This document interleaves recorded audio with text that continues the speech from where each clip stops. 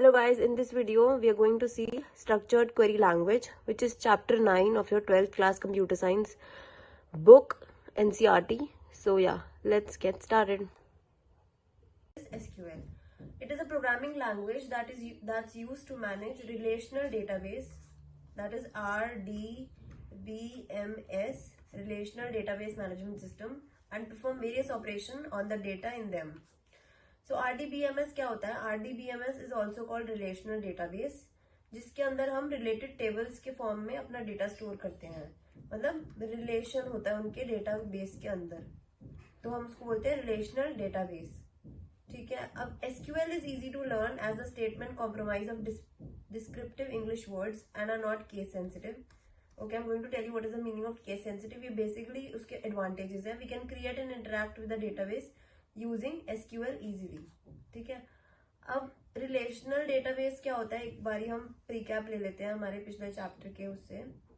Relational database होता है जिसमें रोज और कॉलम्स के बीच में एक रिलेशन होती है। फॉर एग्जाम्पल, ये मेरे रोज हैं और ये मेरे कॉलम्स हैं। इसमें अगर मैं पहला में मेरा स्टूडेंट नेम है, क्लास है, रोल नंबर है, तो these all are interlink to each other. ठीक है, दिस कैन बी स्कूल का एक डेटाबेस जिसके अंदर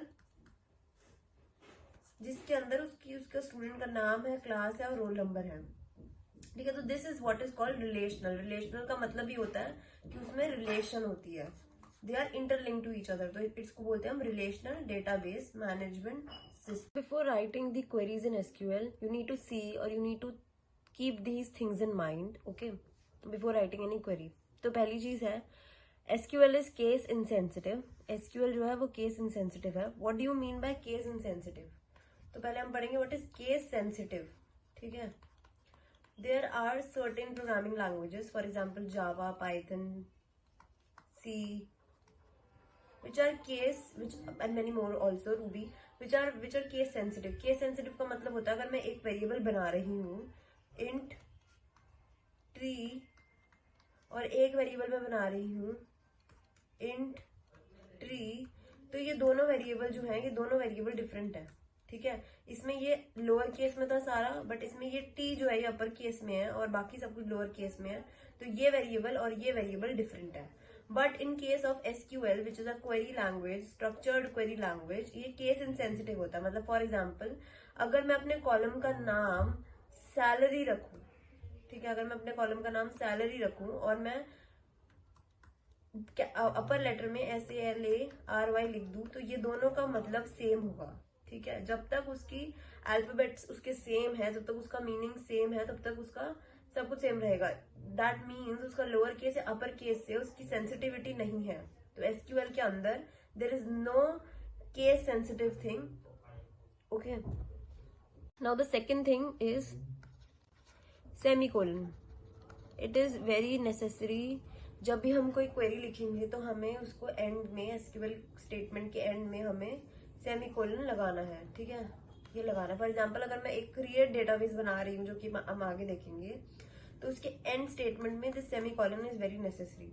ठीक है, now the third thing is, जब भी हम मल्टी लाइन SQL स्टेटमेंट लिख रहे हैं, मतलब एक लाइन में नहीं है, बहुत सारे लाइन्स में हम स्टेटमेंट लिख रहे हैं, तो हम उसके लास्ट में सेमीकोलन नहीं लगाएंगे। जैसे हमने एक स्टेटमेंट लिखी, उसके लास्ट में हम सेमीकोलन लगा देंगे, मतलब उस स्टेटमेंट का मीनिंग खत्म हो गया उधर ही।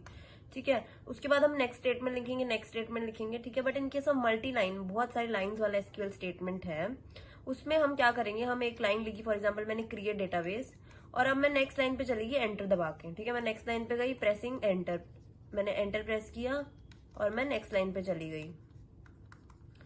अब ऐसी करते मैंने हर लाइन के अंदर एंटर करा जब तक मेरी SQL स्टेटमेंट चल रही है। अब लास्ट लाइन पे, जब मैं एकदम लास्ट लाइन पे पहुंची, तो लास्ट लाइन पे मैंने सेमीकोलन लगा दिया। तो अब मेरे कंप्यूटर को पता चला कि ये इतना सारा जो लाइन ऑफ कोड था, ये लाइन ऑफ कोड सेम ही था, बस इसके मल्टी लाइन्स थे, तो इसीलिए ये सारा कोड एग्जीक्यूट होगा और यहाँ पे जाके जहाँ पे सेमीकोलन होगा वहां पे एंड हो जाएगा। बट अगर हमें सिंगल स्टेटमेंट वाली कोई भी SQL क्वेरी लिखनी है, तो हम उसको एंड में सेमीकोलन लगा देंगे ताकि हमें पता चले कि this is what we want. Okay, so इसका मतलब ये है। तो these 3 things are very important, please keep in mind. पहली चीज, एसक्यूएल केस सेंसिटिव नहीं है, तो इसका मतलब हम कुछ भी लिख सकते हैं, salary, row, column, roll number, anything in upper case का मतलब होता है कैपिटल लेटर्स, अपर केस का मतलब होता है कैप्स लॉक, अपर केस को बोलते हैं हम कैपिटल लेटर, और लोअर केस को हम बोलते हैं सिमिलरली उसका उल्टा लोअर लेटर। ठीक है, तो ये नहीं है। Second thing, always and SQL statement में सेमीकोलन, बताया सेमीकोलन लगानी होती है। एंड थर्ड थिंग, हमारे को मल्टीलाइन स्टेटमेंट में हम एंड में सेमीकोलन लगा देते हैं। ठीक है, now in SQL programming language there are data types, कुछ डेटा टाइप्स हैं एंड कुछ कंस्ट्रेंट्स हैं इन माई एसक्यूएल। ठीक है, तो what is a data type? A data type is an attribute indicates the type of data value that an attribute can have. ठीक है, for example अब मैं लिख रही हूँ रोल नंबर। ठीक है, मैं रोल नंबर लिख रही हूँ, मुझे पता है कि रोल नंबर कोई अल्फाबेट तो नहीं होगा ना, it will be only a number. ठीक है, वो एक नंबर ही होगा, वो एक अल्फाबेट नहीं होगा। अगर मैं लिखूं एक नेम, तो मुझे पता है कि नेम कभी भी एक नंबर नहीं होगा, वो एक अल्फाबेट होगा। तो अब इनको असाइन करने के लिए इसके आगे हम एक डेटा टाइप लिखते हैं, इसको हम बोलेंगे, इसके आगे जो भी हम लिखेंगे उसको हम बोलेंगे डेटा टाइप। तो मतलब वो डेटा इस टाइप का है। रोल नंबर के आगे हम एक डेटा टाइप लिखेंगे तो हम बोलेंगे उसको कि वो डेटा इस टाइप का है। ठीक है, it also decides the operation that can be performed on the data of that attribute. For example, arithmetic operators can be performed on numeric data but not on character data. ठीक है, now we are going to study different type of data types and then we are going to see कि कौन से में numeric arithmetic operations perform हो सकते हैं और कौन से में नहीं। The first data type that we are going to see is char. What is char? Character क्या होता है? कैरेक्टर होता है कोई अल्फाबेट। ठीक है, अल्फाबेट को हम बोलते हैं कैरेक्टर। कैरेक्टर को छोटा कर दिया, उसको बोलेंगे हम कैर। ठीक है, तो char is a data type which performs alphabetical things. ठीक है, तो इसकी जो लेंथ होती है ये 0 to 255 होगी, मतलब कोई भी अल्फाबेट की वैल्यू 0 से लेकर 255 तक होगी। फॉर एग्जाम्पल अभी इसका केस है सिटी। ठीक है, इसके अंदर कितने हैं? 1 2 3 4, इसमें 4 है। ठीक है, 4 लेटर्स है ना, इसमें 4 अल्फाबेट्स हैं इसके अंदर, तो ये 0 से लेकर 255 की रेंज में आता है, तो ये कैर है। बेसिकली कैर का डिक्लेयर जब हम करते हैं कैर को, तो कैर के अंदर 10 लिखते हैं। ठीक है, बट अगर कैरेक्टर, जैसे फॉर एग्जांपल इस केस में कैरेक्टर सिर्फ 4 है, तो नेक्स्ट मतलब जैसे उसने 1 2 3 4 5 6 7 8 9 10, उसने 10 वैल्यू तक की अपने अंदर स्टोर करा है कैरेक्टर ने। तो बट इसमें तो आ गया CITY, सिटी आ गया, बट नेक्स्ट जो थे वो तो खाली हो गए, नेक्स्ट 6 खाली हैं। तो रिमेनिंग 6 कैरेक्टर्स के अंदर स्पेसेस उसने डाल दी खुद से ही, मतलब ये स्पेस है, इसके अंदर कोई वैल्यू नहीं है।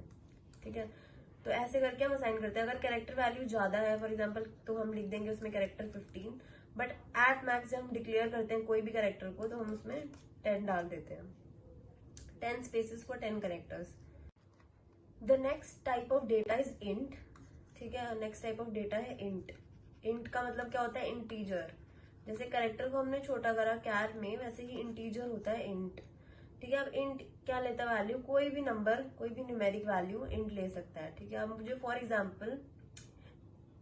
एग्जाम्पल मुझे करना है इंट रोल नंबर। ठीक है, तो ये जो रोल नंबर है this is a numeric value है, तो रोल नंबर में आगे जाके मैं सिर्फ नंबर्स ही लिख सकती हूँ, 1 2 3 ऐसे करके मैं नंबर्स उसमें डाल सकती हूँ रोल नंबर में। Roll number is equal to 1, roll number is equal to 2, ऐसे करके मैं डाल सकती हूँ। फ्लोट एंड इंट जो है वो सिमिलर है, फ्लोट और इंट सिमिलर है, दोनों न्यूमेरिक वैल्यूज ही रखते हैं। But in case of float int similar है, दोनों सिमिलर है।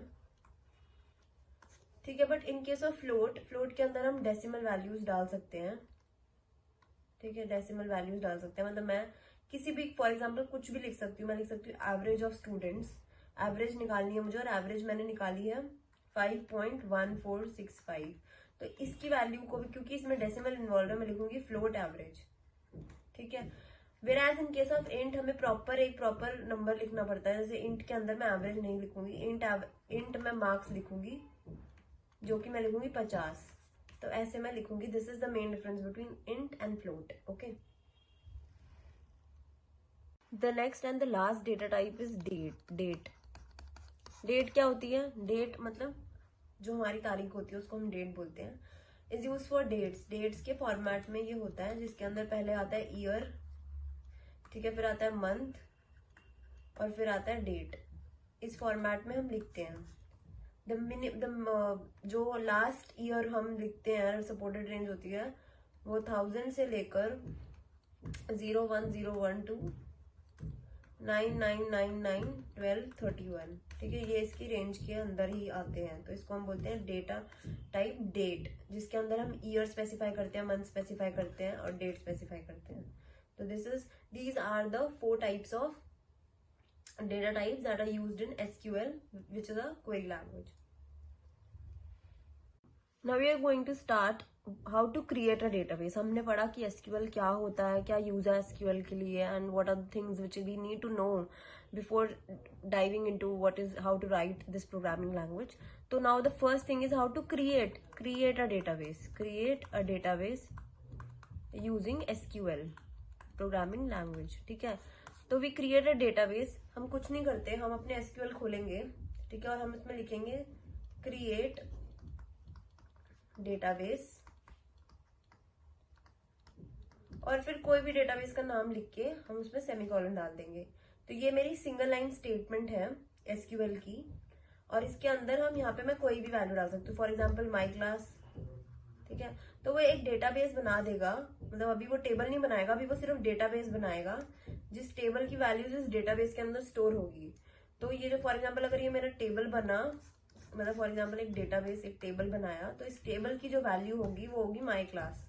ठीक है, अब दूसरा एग्जाम्पल क्या है, हम दूसरा भी बना सकते हैं स्टूडेंट अटेंडेंस। तो मैं दोबारा लिखूंगी क्रिएट डेटाबेस और इधर लिख दूंगी स्टूडेंट अटेंडेंस एंड सेमीकोलन।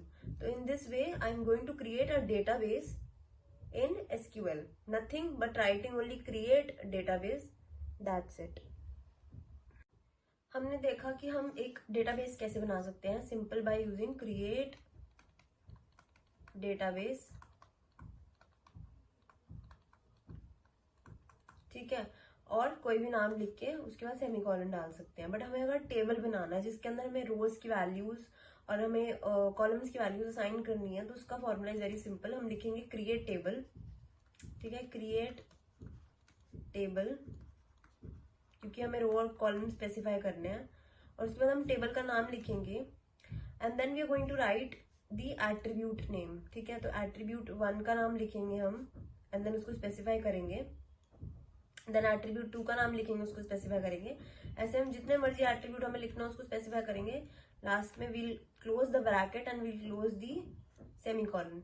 तो ये हमने पढ़ा था कि मल्टीलाइन स्टेटमेंट, जब हम मल्टीलाइन SQL क्वेरी लिखते हैं तो उसके अंदर हम पहली लाइन के अंदर सेमीकोलन नहीं लगाते, बट हम उसको एंटर दबा के नेक्स्ट लाइन पे लेके जाते हैं। जब हमारा कंप्लीट हो जाता है वो, तो हम उसको सेमीकोलन लगा के क्लोज कर देते हैं और बता देते हैं कि ये हमारा पीस ऑफ कोड है और इसको ऐसे एग्जीक्यूट करना है। ठीक है, ठीक है ना, हमारे को क्रिएट टेबल हो जाएगा। एट्रीब्यूट का नाम मैंने डाल दिया, कुछ भी, उसका डेटा कॉन्स्टेंट डाल दिया, एट्रीब्यूट का नाम डाल दिया, उसका डेटाबेस एंड कॉन्स्टेंट डाल दिया। फॉर एग्जाम्पल पहला एट्रीब्यूट का नाम मैंने डाला रोल नंबर, ठीक है, उसका डेटा टाइप डाल दिया मैंने इंट और उसका कंस्ट्रेंट डाल दिया मैंने नॉट नल। तो अब मेरे कंप्यूटर ने पढ़ा उसको कि इसका एट्रीब्यूट का नाम, उसने एक टेबल बनाया और उसने लिखा कि एट्रीब्यूट का नाम पहला आएगा रोल नंबर, जिसकी वैल्यू जो है इंट है। उसको समझ आ गया कि अब जो वैल्यूज आएंगी वो सारी न्यूमेरिक वैल्यूज आएंगी, और नॉट नल मतलब कोई भी वैल्यूज मिसिंग या एम्प्टी नहीं होनी चाहिए। अच्छा, कंस्ट्रेंट जो है हम लिख सकते हैं नहीं लिख सकते हैं, वो डिपेंड करता है। अगर हम आपको लिखना, अगर आपको स्पेसिफाई करना है कि वो वैल्यू जो है वो यूनिक होनी चाहिए, वो वैल्यू जो है वो नॉट नल होनी चाहिए, वो वैल्यू जो है या डिफॉल्ट होनी चाहिए, वॉट एवर जो भी उसकी कंस्ट्रेंट अगर आपको डालना है, तो you can put it, otherwise you can leave it as it is. सिर्फ राइटिंग एट्रीब्यूट का नाम and data type, it will, you can put it, otherwise you can leave it as it is. सिर्फ writing attribute का नाम and data type, it will create a table in the format of this.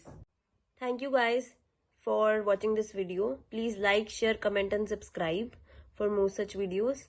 And if you like this video, please do comment, and please do subscribe our channel.